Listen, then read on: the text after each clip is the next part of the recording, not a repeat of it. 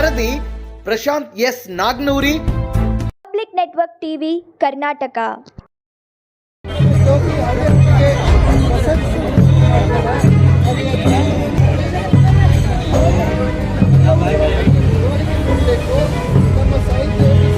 ಸ್ಥಾನಮಾನವನ್ನು ಹೊಂದಿದೆ. ಅದಕ್ಕೋಸ್ಕರ ಹೋಬಳಿ ಮಟ್ಟದಲ್ಲಿ, ತಾಲೂಕಾ ಮಟ್ಟದಲ್ಲಿ ಈ ಕನ್ನಡ ಸಾಹಿತ್ಯ ಸಮ್ಮೇಳನವನ್ನ ಮಾಡಿ ಅವುಗಳ ಜ್ಯೋತಿಯನ್ನ, ಕನ್ನಡ ನಾಡುನುಡಿಯನ್ನ ಪ್ರಜ್ವಲಿಸಲಿಕ್ಕೆ ಇದೊಂದು ಸದಾವಕಾಶ. ಇಲ್ಲಿ ಹುಕ್ಕೇರಿ ನಾಡಿಗೆ, ಸಂಕೇಶ್ವರ ನಾಡಿಗೆ ಈ ಜ್ಯೋತಿ ಬಂದಿದೆ.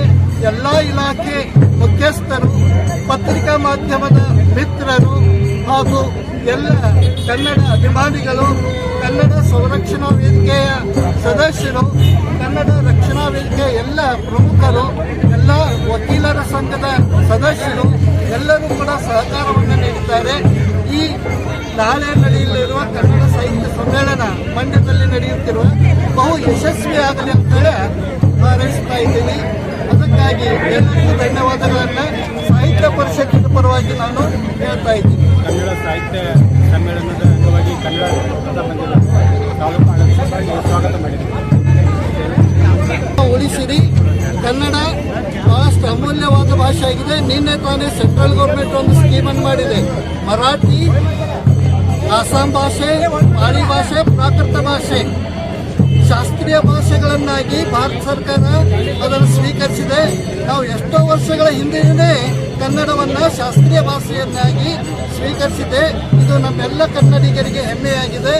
ಎಲ್ಲ ಕನ್ನಡಿಗರು ಕನ್ನಡವನ್ನು ಉಳಿಸಬೇಕು, ಬೆಳೆಸಬೇಕು ಅಂತ ಹೇಳಿ ಆಡಳಿತ ಮಂಡಳಿ ಪರವಾಗಿ ನಮಗೆಲ್ಲ ಕೇಳ್ಕೊಳ್ತಾ ಇದ್ದೀನಿ.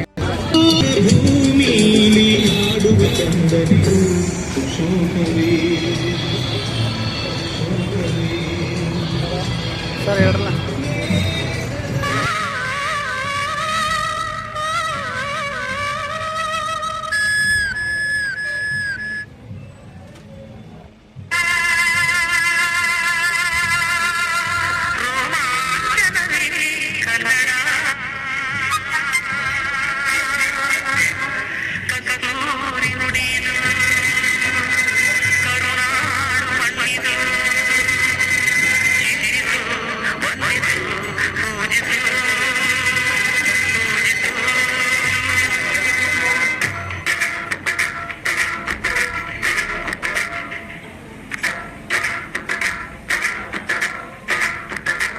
ಕನ್ನಡ ಮಣ್ಣನ್ನು ಮರಿಬೇಡ ಓ ಅಭಿಮಾನಿ.